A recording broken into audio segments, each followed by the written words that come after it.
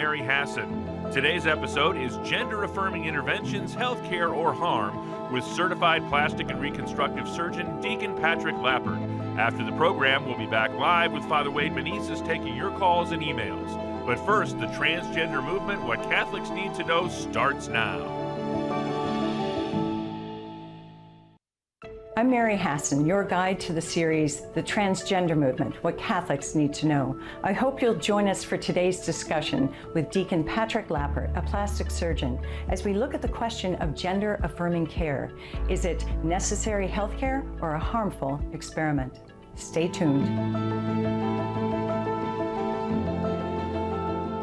Jesus answered, "He who made them from the beginning made them male and female."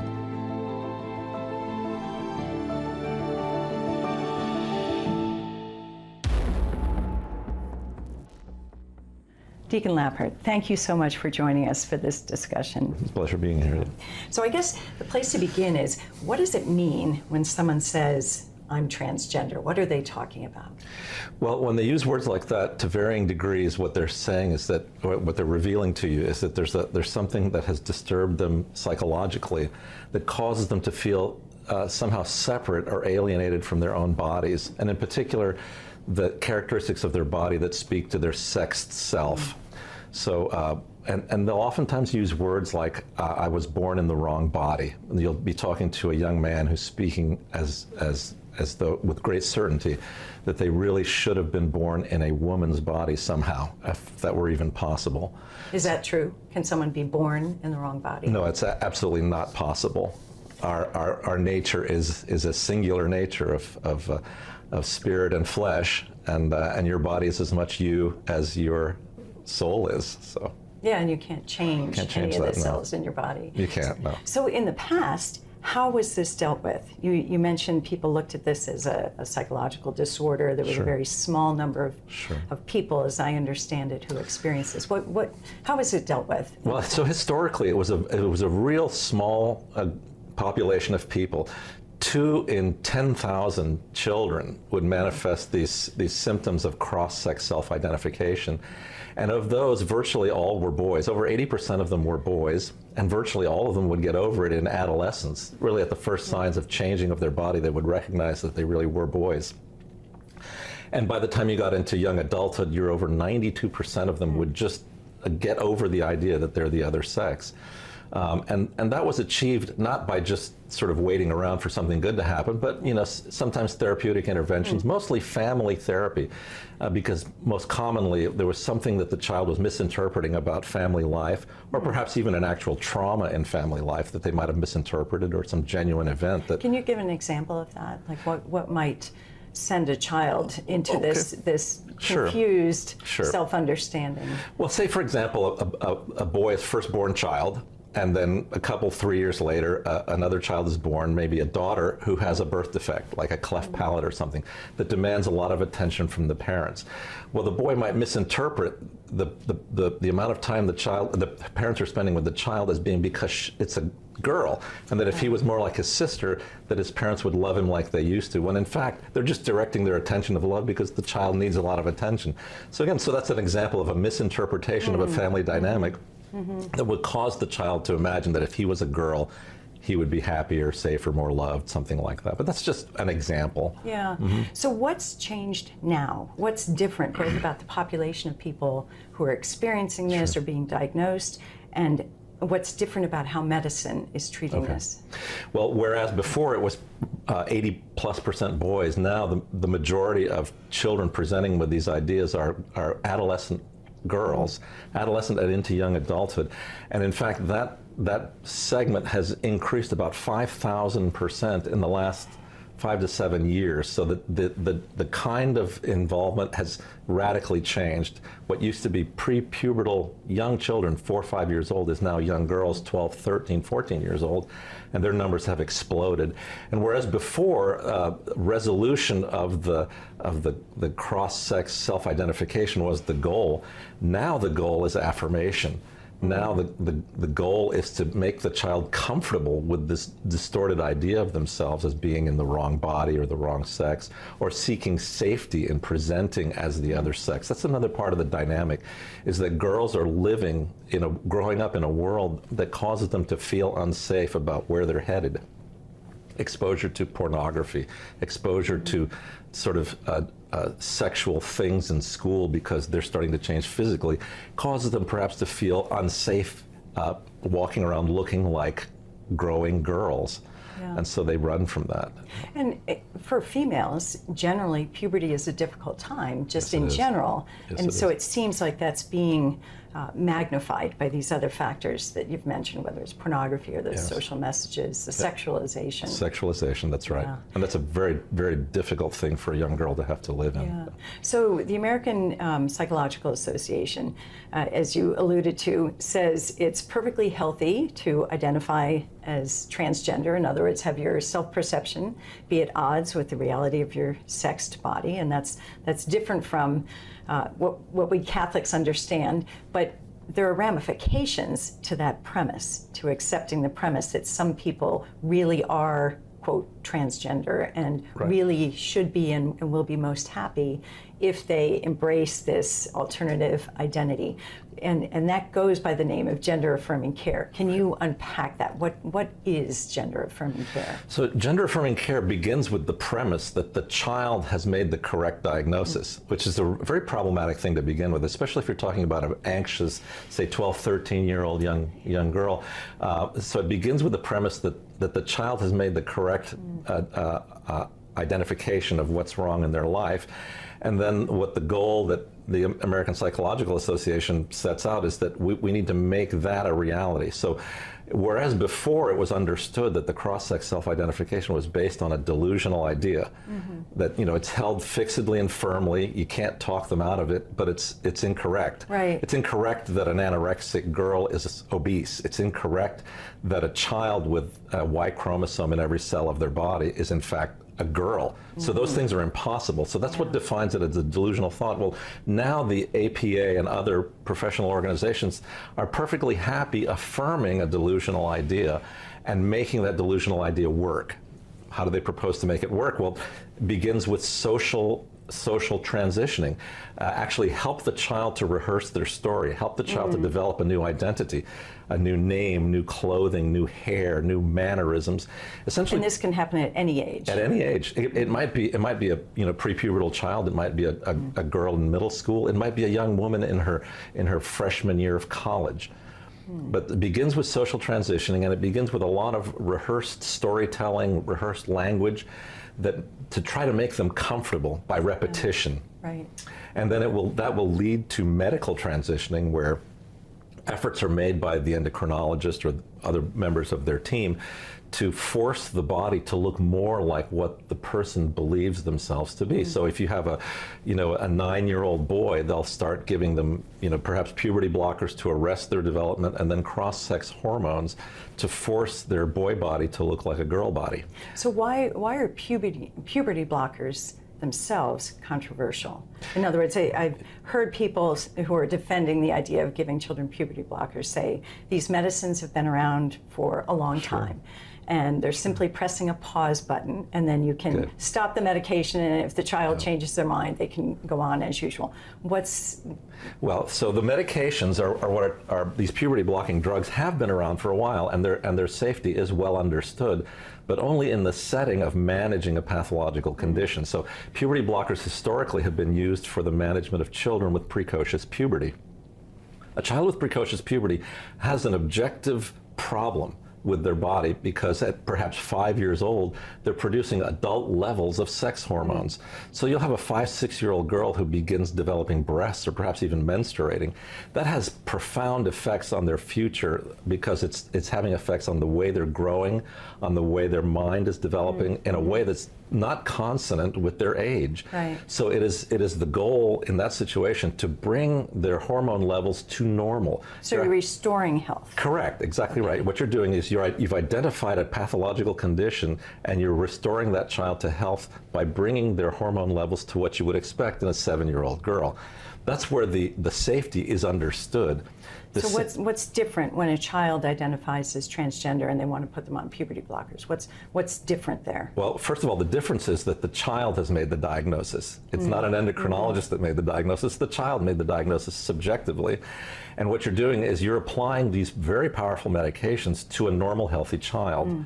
And that has not been studied. This is a public experiment that's going on now. Yeah. And the dangers are significant just from what we know about the role that sex hormones play in the growth and maturation of a child. It affects everything from skeletal growth, muscle development, coordination, their ability to make decisions, what's called higher executive functioning, and even the way that they psychosocially develop the capacity for intimacy with another person, the capacity to sort of recognize that there's a person that they're going to give their life to. That ability is part of that process that happens later in the move into adulthood.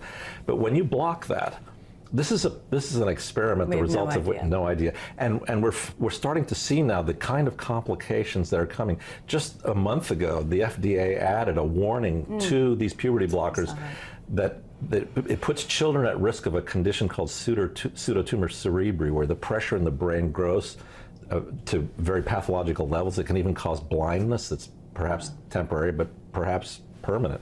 We don't know. So when this healthy child is put on these puberty blockers, and maybe that goes on for a couple of years, right. Then what? Well, so the first thing that you have to understand about it is that a child who has this interior conflict about who they are, that they're somehow different from their peers, if you put that child on puberty blockers and arrest their growth, within a matter of perhaps 6 months, they will be quite different from their peers. They will be smaller. Their thought processes will be what we call infantilized. They're not developing interest exactly the way, a child who's maybe moving into the 3rd or 4th grade is developing interest. They won't develop in the coordination, so they won't be able to keep up with sports and play activities and things like that. And so within a matter of months, they really are different. And because of that difference, the child will become more isolated than they already were. And so the pause button idea is an idea that the pediatric endocrinologists are proposing as the reason to put them on puberty blockers. By preventing them from developing secondary sex characteristics, you allow them time to make a decision about do they want to go on to cross-sex hormones and surgery. Well, if you've blocked their higher executive function, you've blocked the very process that allows them to make decisions. And the fact is that children who are started on puberty blockers have a 100% likelihood of moving on to cross-sex hormones. So it's a self-fulfilling prophecy, basically. Exactly right. You're creating a pathway as opposed to a pause. Correct. You're pushing them down this. Exactly. And then so when they go on to cross-sex hormones, what are the ramifications? Let's take first the child who is on puberty blockers goes directly to cross-sex hormones. What are the health ramifications and long-term ramifications of that? Well, so having already arrested their growth, now you're taking control of their growth by giving them what are called supranormal doses of cross-sex hormones. It isn't that you give them normal doses of cross-sex. You're giving them supernormal because you're trying to drive a child's body that is perhaps by birth male or by birth female and forcing it to become the other. So those very high doses of cross-sex hormones have significant ramifications, including what's called metabolic syndrome, which includes diabetes, elevated blood pressure, elevated cholesterol and triglycerides. So that's significant. Now you've got a child that is different because of what you've done through puberty blocking. Now you're forcing their body in a direction that at first will look like a success because they are maturing. But as you continue that, because you're committed to a lifetime of doing that, it isn't that you're just going to do it for a while and they'll be a girl or they'll be, no, they're committing to a lifetime of taking these. They're dependent. Exactly, medically dependent, medicalized children. And because of that, after a few years, then you start to see these side effects of obesity, high blood pressure, likely diabetes, elevated triglycerides, elevated risk of heart disease, stroke, clots in the legs, those clots dislodging going to the lungs, lifetime elevated risk of malignancy, of cancers of different kinds. And what about fertility? And what about sexual function? Sure. Well, one of the claims that's made by the proponents of these interventions is that it's reversible. Well, first of all, as we talked about earlier, puberty blockade we don't know if it's reversible because it's never been done to healthy children in any significant numbers. Since we know that it 100% of the time leads to cross-sex hormones, and really what we have to look at is puberty blockade, cross-sex hormones. If you do that for more than a year or two, there's a very high probability of infertility, particularly in females that are seeking to present as males. So infertility is a very high likelihood. And the longer you do it, of course, the higher the probability is that infertility will be irreversible. Yeah, those are serious ramifications, and a child certainly isn't able to judge whether that's a healthy path, putting aside the morality of it. But why would parents go down this path? And actually, before we address that, cross-sex hormones are often followed by surgery. That's right. Even on children. That's right. That's part of the problem here. It's because we call it affirmation care, and the affirmation message is one of the things that really hooks the family into the process. Because you have a child who's feeling distressed, who's feeling alienated, who has a very high likelihood of being on the autism spectrum, who has a very high likelihood of being diagnosable as major depression, who's perhaps self-harming. There's a tremendous amount of anxiety. If you take a child in that circumstance and you give them an affirming message, they're going to feel better. And so the parents and the children will sort of become drawn into this place where affirmation seems to make my child better. I want to stick with that because I was so afraid before. Well, the affirmation at first, when the child is just socially transitioning, that's enough. But when they start manifesting secondary sex characteristics, great anxiety comes back up. So now the affirmation message includes puberty blockers. Well, when the puberty blockers start to manifest with arrested growth and development, then the anxiety comes back, and the affirmation message now takes the cross-sex hormones. So you have this cycle that's constantly going on. Cyclical. And where does the fear of suicide come in? Well, it is a fact that when you have a population that has a high likelihood of being major depressed, anxiety, maybe has had a traumatic event, that there's a high comorbidity of substance abuse, self-harm, and suicide. The statistics on it are sometimes hard to interpret. Some people say as high as 40%. Some people discount that. But regardless of what the number is, there's a high probability of suicide. And because the child is receiving affirmation messages, and because the parents, the last thing they want is their child to die, every time you get to a decision point where the anxiety has come back and the new affirmation message comes back, well, the parents are trying to decide, should we go on to cross-sex hormones? Well, what they'll hear is, now that their child is anxious again, what they'll hear is, we have to take the next step, because if we don't manage this anxiety your child is experiencing, they're likely to harm themselves. And doctors will say to the parents, would you prefer a live son or a dead daughter? It sounds like emotional blackmail. It is emotional blackmail, and especially given the actual numbers of actual suicide. Any life lost is a tragedy, but the actual numbers are low. The suicide attempt rate, as you mentioned, that can be as high as 40%. But so it's this pressure on parents without discussing any alternatives. Whereas part of informed consent in medical ethics is you have to have a clear discussion of what are the alternatives, and so perhaps that's a point that you can unfold for us. What's the alternative? What's the better way for people who are struggling with this? The difficulty you have when you talk to people who are proponents of affirmation care is that you only get one side of the message. They'll only present affirmation as the only route to go, and they don't really compare it to anything. But really the comparison group that they have to look at is how we treated children with cross-sex self-identifications historically.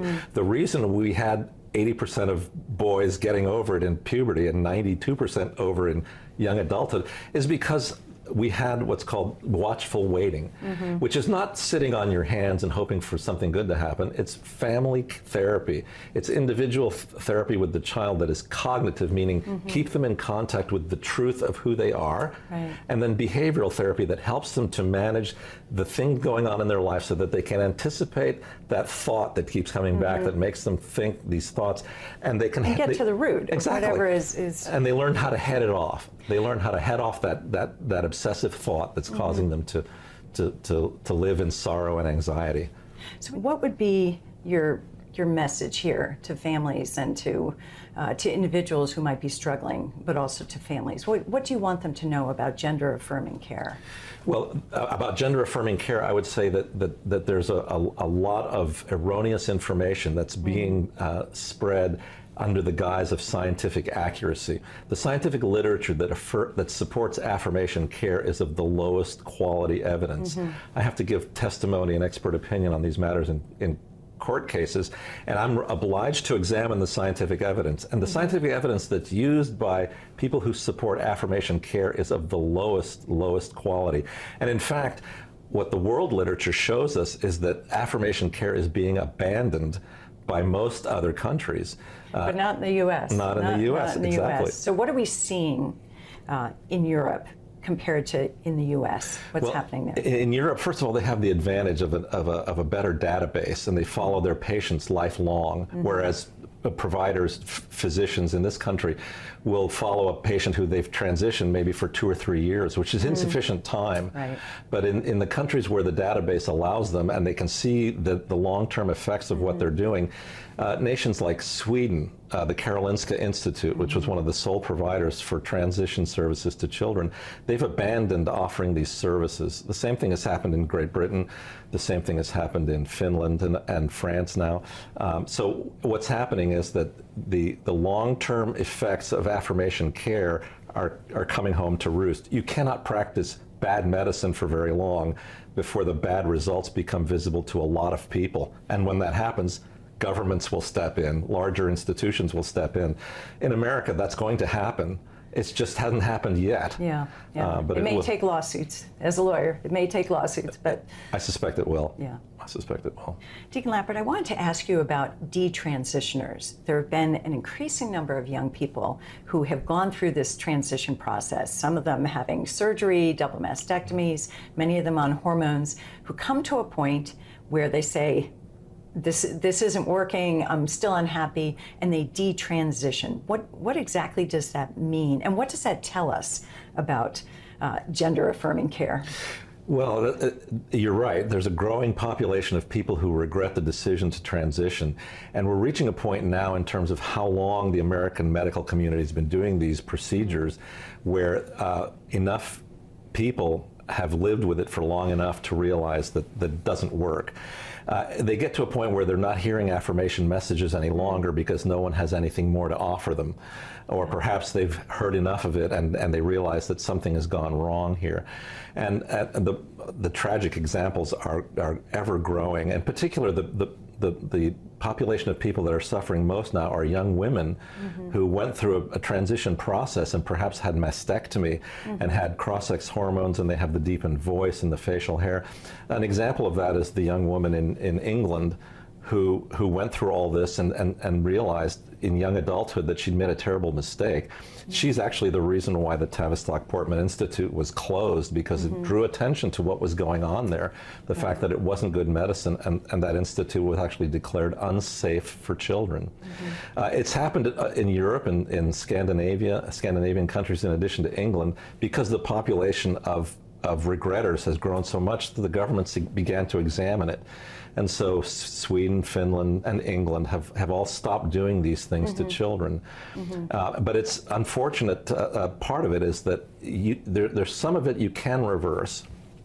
For example, facial hair in a young woman, I can get rid of that with one of my lasers. If a young man has had breast implants, you can get rid of the breast implants. But if it's a young woman who had mastectomy, I can reconstruct her the way I do for women with breast cancer, but they don't actually have breasts. What they have is the appearance of breasts. They'll never be able to breastfeed.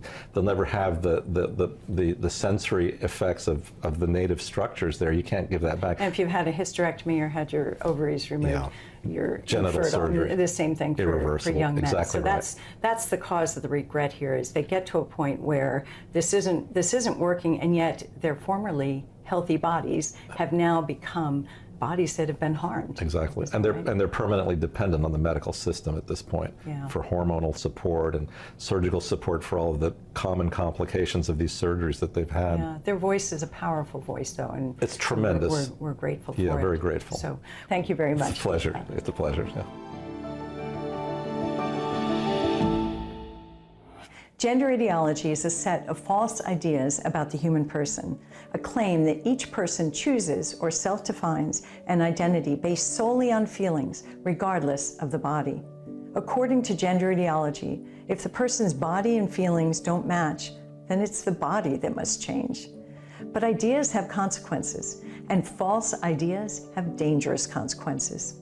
The false beliefs at the heart of transgender ideology are promoted not only in schools and on social media, but also by high-profile medical and counseling groups and gender clinics. The result? Vulnerable people, particularly adolescents and young adults, are led down the dark path of gender-affirming care, medical and surgical interventions that cause lifelong harm. I'll explain why so-called gender-affirming care is bad medicine in a moment, but first, some basic truths. Sex is the way science categorizes the human body according to its design for reproduction. Human reproduction is binary. It takes two, a male who produces small gametes and a female who produces large gametes. There is no third sex. Sex is not a spectrum. It's only male or female. And sex is immutable. It's determined at conception and observed in utero or at birth. It's not arbitrarily assigned. Every cell in a person's body reflects the person's sexual identity as male or female. Sex can't change, ever. In the past, a tiny fraction of the population, typically young children or adult men, expressed identity confusion or dissatisfaction with their bodies. Most young children resolved that confusion on their own or with family therapy by the end of puberty. The suffering of adults who persisted in identifying as the opposite sex was treated as a mental health issue. But in the wake of the sexual revolution, activists promoted the lie that using medicines or surgery to alter the body or mimic the appearance of the opposite sex is natural and healthy. Technology now makes it possible and profitable for physicians to facilitate these desires, even in children. The premise of gender-affirming care is that feelings determine reality. If a male child says, "I'm a girl," then according to the gender-affirming approach, the male child actually is a girl, and adults should validate the child's belief and treat him as if he were, in fact, a girl. Gender affirmation lies to children about who they are. It disregards the significance of the sexed body and the reality that sex cannot change. But it doesn't stop there. Gender-affirming care puts an otherwise healthy child on a one-way path towards psychosocial, medical, and surgical interventions that harm the child's developing body, impair sexual and reproductive functions, and often cause sterility even before the child is old enough to drive or vote. In 2007, Boston Children's Hospital opened the first U.S. gender clinic for children. Today, there are more than 70 U.S. gender clinics dedicated to chemically castrating and hormonally and surgically altering the healthy bodies of vulnerable, very confused children and adolescents. The number of children and adolescents identifying as transgender has skyrocketed. Young people with pre-existing mental health issues, histories of childhood abuse or loss, teens on the autism spectrum or with anorexia or ADHD, or who feel like they just don't fit in, are especially vulnerable to gender ideology. Let's be clear. Using puberty blockers, cross-sex hormones, or surgery to remove healthy breasts, reproductive organs, and genitals does not change a person's sex, and it doesn't deliver long-term happiness. As Deacon Lappert says, you can't heal interior wounds with hormones or surgery. Although the activists may call it gender-affirming care, there's nothing affirming about it.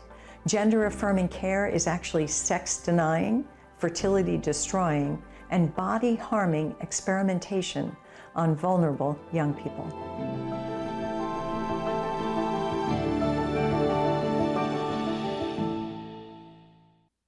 Well, thank you everybody for tuning in to day 2 of our week-long EWTN Open Line event, the Transgender Movement, What Catholics Need to Know.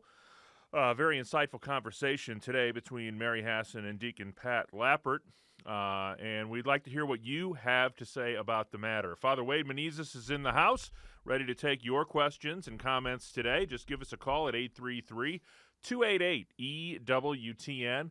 That's 833-288-3282. 3986.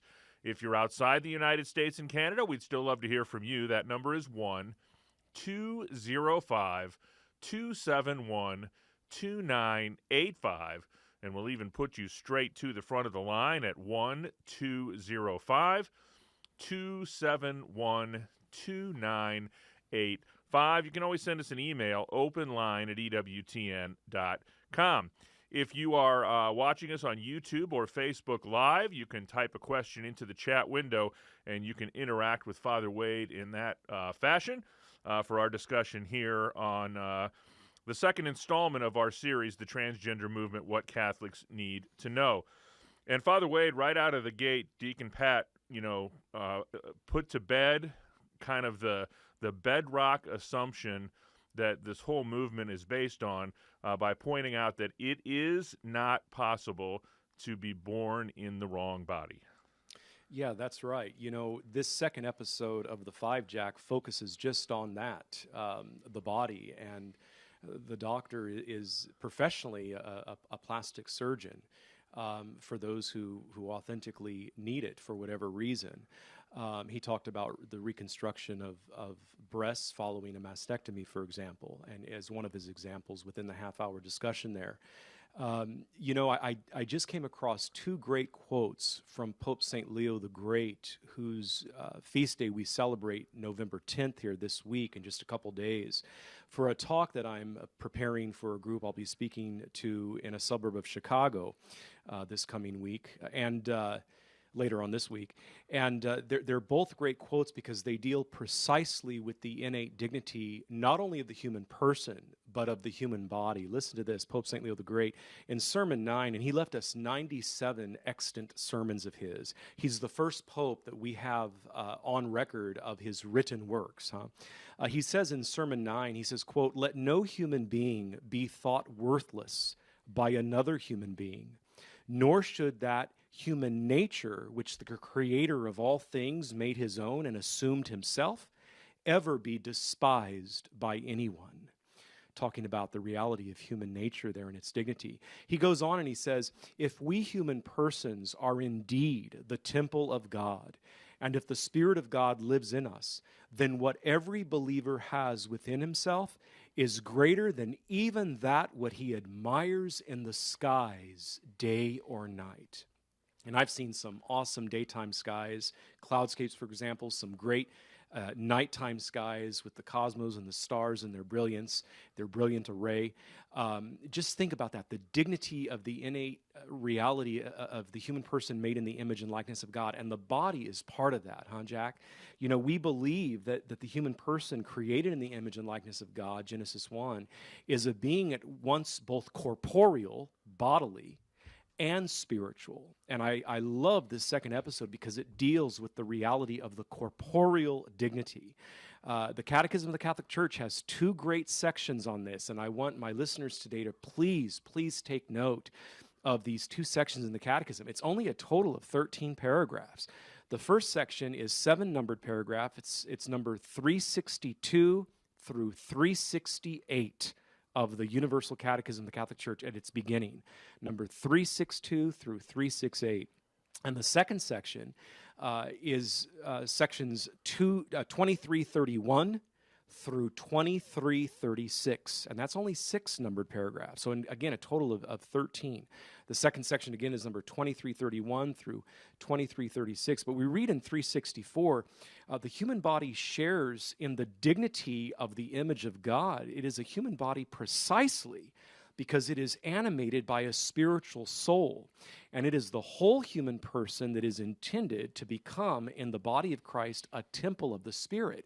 So the temple of the human person is both bodily and spiritual, but it's manifested, quote unquote, in the reality of the body.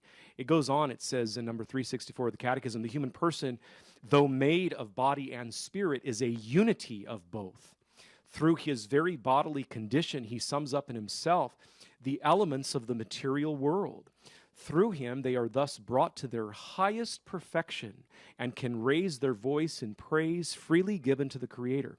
For this reason, the human person may not despise his bodily life, For this reason, the human person may not despise his bodily life. Rather, he is obliged to regard his body as something good and to hold it in honor, since God has created it and will raise it up on the last day.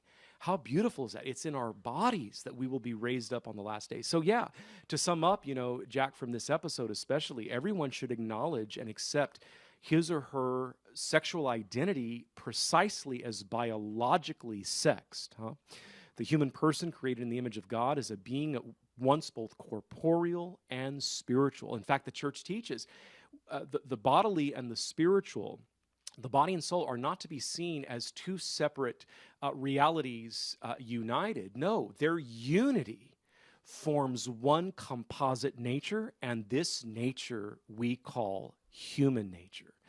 And again, we are created male and female with equal personal dignity in that body-soul compositeness. And as Catholics, we believe that we are called to accept our biologically sexed identity as what? Precisely as a gift from Almighty God, right? We are made for relationship and eternal life, ultimately with God, in what we call the beatific vision, eternal beatitude. And our bodies, therefore, have a literal meaning. This is why John Paul II talked about the feminine genius of woman. And he talked a bit less, but he was starting to do work on it, on the masculine genius, right? How both sexes have their own natural gifts. Not saying that each one can't share in the other sex's natural gifts, no.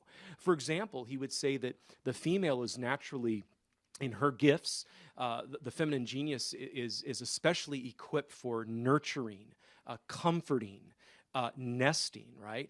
And in the masculine genius, the masculine is naturally gifted in the areas of protection, providing and defending. It doesn't say in this theology of the body from John Paul II that they can't share in one another's natural gifts. No, not at all. There's mothers who can be very well protectors and defenders, and providers. And there's men who can be very comforting and naturally, the nester and the comforter and whatnot. But each one has their own natural gifts. And this is the beauty of what the church calls and teaches the complementarity of both sexes. 833-288-EWTN is our toll-free number. We'd love for you to be part of the conversation. Give us a call at our toll-free number, 833-288-3986. If you're outside of North America, your number is 1-205-271-2985. And if you're watching us on YouTube or Facebook Live, we'd love to hear your comments on the subject as well. Father Wade, Deacon Lappert pointed out, historically, what has become so prevalent in our culture is a very rare situation. He quoted the statistic: 2 in 10,000 children historically find themselves in this situation. Historically, mostly boys, and it almost always corrected itself over time with maturity and oftentimes with some family or even individual therapy with the person who was feeling these feelings. And Dominic, who's watching us on Facebook Live, says, I suspect people who think that they are in the wrong body were likely abused or mentally ill. Today, that movement is now encouraging the mutilation of children. I didn't know about the puberty blockers. Now that movement is abusing it to promote their own illness and are experimenting on kids. My choice to side with the Catholic Church's teachings about gender and sexuality was the right thing to do. Yeah, we believe as Catholics that sex is not a spectrum. It's only male or female, right? Sex is immutable. It cannot change, and it's determined at conception, and it's observed in utero and at birth, right? We can observe it in utero now with the sonograms, for example. It's not something that's arbitrarily assigned. Feelings do not determine reality. Now, this isn't to say that there can be a very real medical phenomenon called and properly so, gender dysphoria. We're not discrediting that reality. We're also not discrediting that there can also be real anatomical, physical anomalies in a certain individual baby that's born. And in that latter case, the church would want professional opinions to be sought out on how this child should be raised based on what it most closely aligns to. So there are those anomalies in the broken, wounded reality of the physical, created, corporeal world that we live in, resultant to the fall of our first parents, which the original sin ushered in. We don't deny that. We also don't deny gender dysphoria itself as a real phenomenon. The question is, how do we address it? That's the question. And so, again, feelings do not determine reality. The reality of the thing determines the reality. This is really a marriaging, Jack, if you will, in my opinion, and I think we're seeing this more and more from theological scholars and also medical scholars who are people of faith. This is a marrying or a merging, if you will, of theology with ontology. What is ontology? The branch of metaphysics dealing with the very nature of being. It's a set of concepts and categories in a subject area or domain that shows their properties and the relations between them. And so what is ontology in simple words? Well, in brief, ontology is a branch of philosophy of the science of what is, what we can absolutely know about the thing, quote, end quote, of the kinds and structures of objects, including the physical reality of a human person. In simple terms, ontology seeks the classification and explanation of entities as they precisely are. And so this is something that needs to be looked at and coupled with what we know revealed through sacred scripture of itself, and also through the magisterial teaching of the church. You cannot heal. Going back to Dominic's statement, who texted us that statement of his, you agreeing with him. I would say you cannot heal interior wounds with hormones or surgery, right? We need to address the problem for what it really is, and it's something interior and psychological. We can't, give the puberty blockers to block the reality of the healthy body that exists, and then double that with the cross-sexing hormones to want it to become something that it is not. This is where the ontology comes in. So yeah, I would agree with Dominic wholeheartedly in that regard. Again, our number is 833-288-EWTN. That's 833-288-3986. Anna has sent us an email at openline@EWTN.com, and she asks the question, are the origins of those who are homosexual or transgender more environmental or psychological? That's a great question, and the church teaches that it's both. We do not know the Genesis, meaning simply the beginning, okay? We talk about the book of Genesis in the Bible, we mean simply the beginning of the Bible, right? So I'm using Genesis in its traditional definition there. The Catechism teaches we do not know the Genesis of homosexuality. It could be psychological, it could be social, we don't know. We know that the orientation itself, while disordered, is not sinful. What's sinful is the activity. But we would say that also the activity is sinful of the heterosexual, male or female, who is not controlling that. Because if they're overly lustful as a heterosexual, that's also a disorder, huh? So we got to realize we live in a broken, wounded world. That's what needs to be realized here. And the good news is that we believe in God's grace. We believe in the goodness of the medical field and what we can study based on the reality of things. And we go from there. And we try to find a solution to the problem at hand. And you showed 10 different individuals in a room with different issues in regards to these categories that we're talking about, whether it be gender dysphoria, whether it be a true intersex physical anomaly, whether it be homosexuality where the individual feels comfortable in the biological sex they do have. You're going to have 10 different main problems with these individuals that are trying to find healing. So we don't know the genesis, but the good news is that we know we can address the problem, we can address it in the reality of the body-soul compositeness of the human person, and that's what needs to be done. Still time for your calls at 833-288-EWTN. That's 833-288-3986. If you'd like to check out the encore of this show or have someone else listen to it who may not have been able to during this time slot, we will encore the episode tonight at 10 p.m. Eastern Time. That's 10 p.m. Eastern Time. To the phones we go. Jeremiah is in the great state of North Carolina listening on Divine Mercy Radio. Jeremiah, you are on with Father Wade Menezes. Hello. So thanks for having me on. You're very welcome, Jeremiah. So my question is, let's say science hypothetically reaches the point where they actually do go in and start changing people genetically, such that that if they go through the procedure, we couldn't tell, that they were once a man. What do we say to them then? So that they've been changed at a genetic level and fully functional. Let's just hypothetically say science got to that point.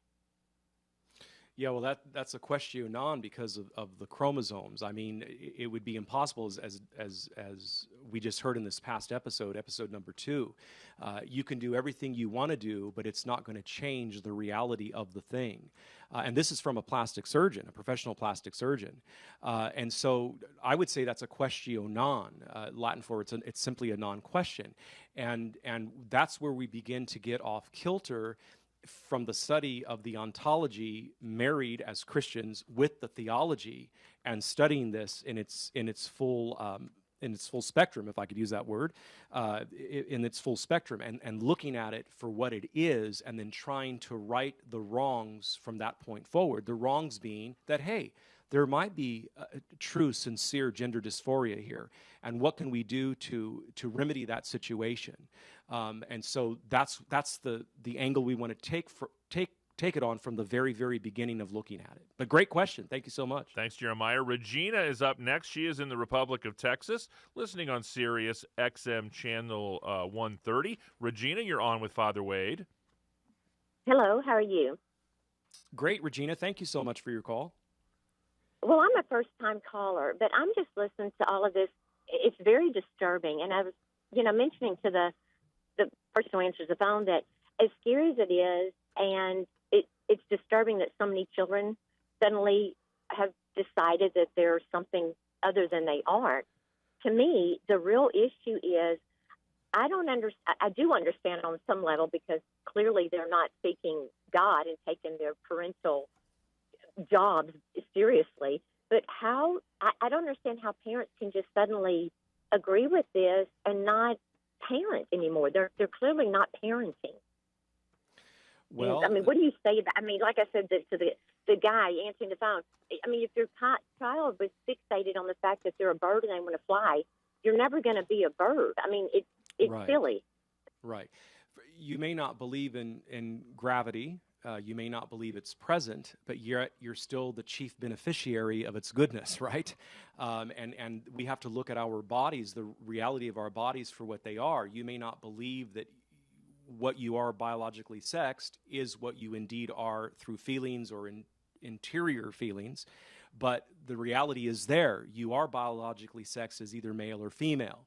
And so, you want to start from that point. And I think, to answer your question directly, why so many parents are swooned in the other direction from the reality is because of what they have the culture telling them. There's the famous phrase that came up in the last episode as well, when there's almost emotional blackmail placed on the parents. Would you rather have a dead son or a live daughter? Let's say if it's a case where the son wanted to transition to a girl, the male son wanted to transition to a girl, and the parents receive that kind of a statement from the doctor. Well, as a loving parent, what are you going to think? Oh my gosh, I have no other choice or decision other than to go this way.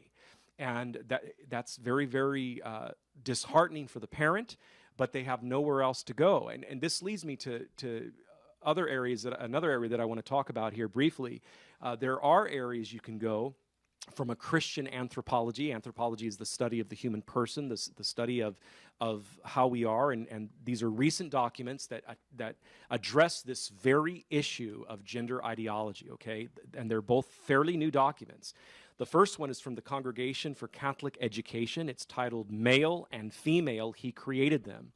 towards a path of dialogue on the question of gender theory in education. Now, even though it especially deals with the scene of in the classrooms, for example, say Catholic schools, it provides a plethora of information in regards to how to deal with this current hot button issue of gender ideology. So male and female, he created them toward a path of dialogue on the question of gender theory in education. You can find that at the Vatican website at vatican.va online. The second one is put out by the Catholic Diocese of Arlington. If you go to their website, the Catholic Diocese of Arlington, Virginia, arlingtondiocese.org. Again, arlingtondiocese.org. It's titled A Catechesis on the Human Person and Gender Ideology. Again, a catechesis on the human person and gender ideology. These are two brilliant, brilliant documents that are worth the read by parents today. I think it's crucial that parents take a look at these documents. And for those children who are older, that are already in their teens, I think that any 12 or 13-year-old could read these documents and get something out of them. Maybe 11 and under couldn't, because they're not that well formed yet intellectually. But I believe a 12 and 13-year-old and older who's struggling with some of these issues would benefit greatly as well, not just the parent. But to answer your question, I really believe that it's because the parents are so pressured, which is a point that came up not only in episode 2 today, but in episode 1 yesterday. So great question. Quickly, we'll head to Ellen, a first-time caller in South Texas, listening on Guadalupe Radio. Ellen, you're on with Father Wade. Oh, okay. Did I talk to you before?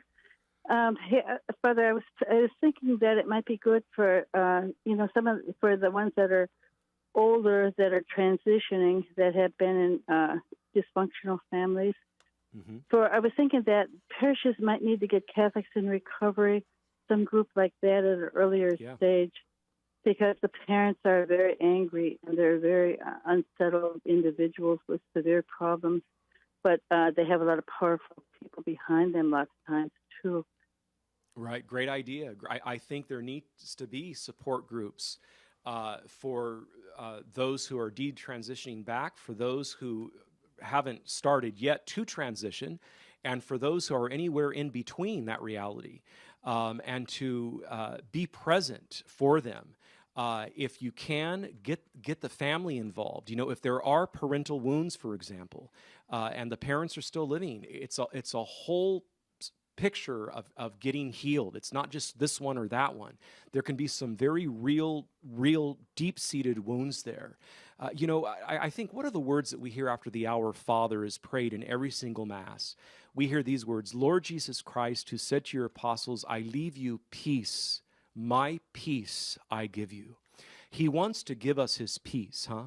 He doesn't want us to fall to pieces. And I love quoting that reality of the Our Father prayer, because it lends itself so beautifully to the healing of wounds. And as episode 2 just told us, the first half hour of this hour when it aired, is that those who are detransitioning are serving a great effort of the downside of this whole movement. And I think that is something that cannot be forgotten either. And I do believe, Alan, that it's good to start these types of groups on the parish level with the pastor's permission and involvement. So great statement. Thank you so much. And we are flat out of time. Serena and Jerry, give us a call back tomorrow. You have great questions. We would love to address them, but we're just out of time today. Father, would you leave us with a blessing? I certainly will, Jack. May the blessing of Almighty God, the Father, and the Son, and the Holy Spirit descend upon all of our Open Line Tuesday listeners and remain with each and every one of you this day and always. Saint Joseph, terror of demons. Pray for us. Be sure to check out the encore tonight, 10 p.m. Eastern Time. You can find it at EWTN.com and on the EWTN app and on many of these local radio affiliates. Back at it tomorrow. Until then, God bless.